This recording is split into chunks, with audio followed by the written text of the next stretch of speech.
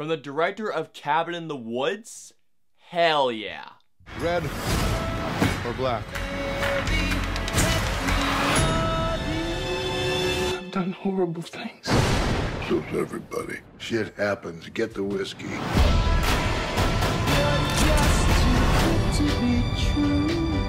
So Bad Times at the El Royale is a new crime thriller from Drew Goddard, the same enterprise Cabin in the Woods and the writer of The Martian, two films that I love. But anyways, Bad Times at the El Royale has an ensemble cast of Jon Hamm, Jeff Bridges, Dakota Johnson, Chris Hemsworth.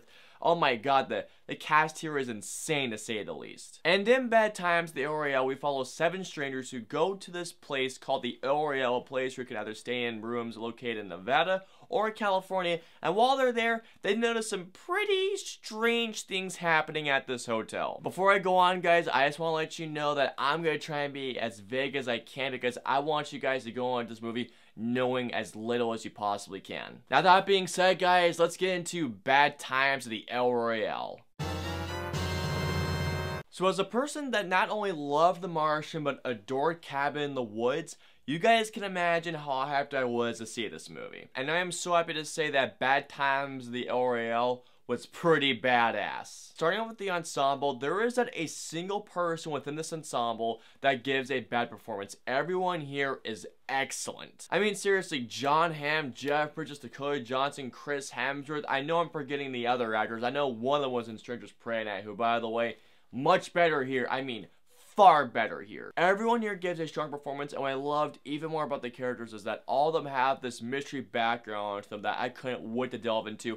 And when I heard one specific character, I was just like, holy crap, this got even more awesome, especially in the final act. Something else I loved about this movie was the mystery. Now, Drew Goddard described this film as his love letter to crime thrillers, and it shows because throughout the film, I couldn't stop guessing onto what was going on here, what was this character's motivation, what was going on here, and what does this character have to do with this character. I mean, this movie had me guessing throughout every corner, and I couldn't get enough of the mystery of this. Another thing that I loved about this movie was just how it was edited. Going back to the mystery part of it, when you notice how some sections are edited together and when you link them up, you'll be like, wait a minute.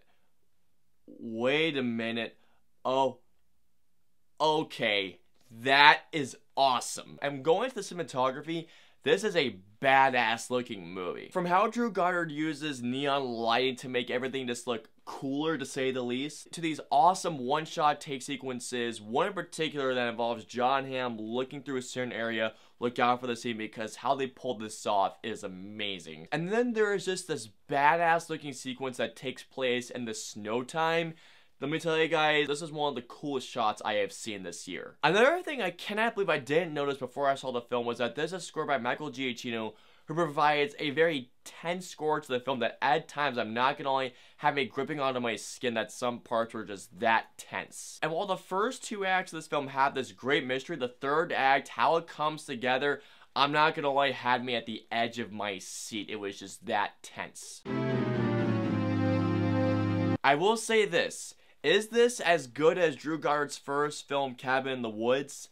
Not quite. One thing is that this is a slow burn, especially in the first act, and this is a 2.5 hour film, well, almost 2.5 hours. And the first act is setting up what is coming, but I'm not going the first act. I do feel like it was a bit slow paced. And there was a moment in which a character makes such a stupid decision that it's when, are you kidding me? Why would you do that? And the other thing, I guess this isn't really a con, but I do feel like I need to mention it anyways because it did sort of bother me a little bit. But once Chris Hemsworth comes in, I feel like that his arrival kind of kicks a plot point to the side that I feel like was established in the first 2 acts. Now, don't get me wrong, guys. I do still feel like the third act was awesome and it was very tense, but I feel like that once this plot point happened, I feel like that this very important thing was just kicked to the side. I felt like, wait, what happened with this thing?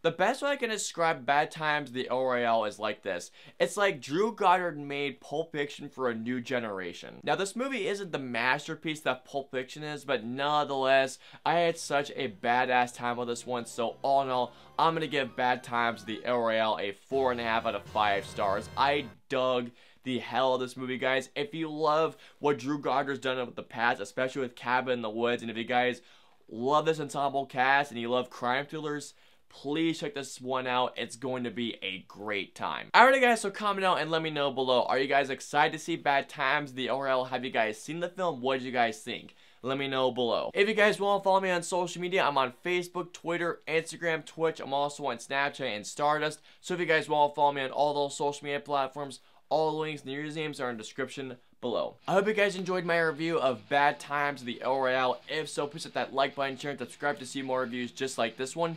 If you guys want to see my review of Venom, please click right here. Or if you guys want to see my review of A Star Is Born, please click right there. And of course, until the next review, I will see you guys next time.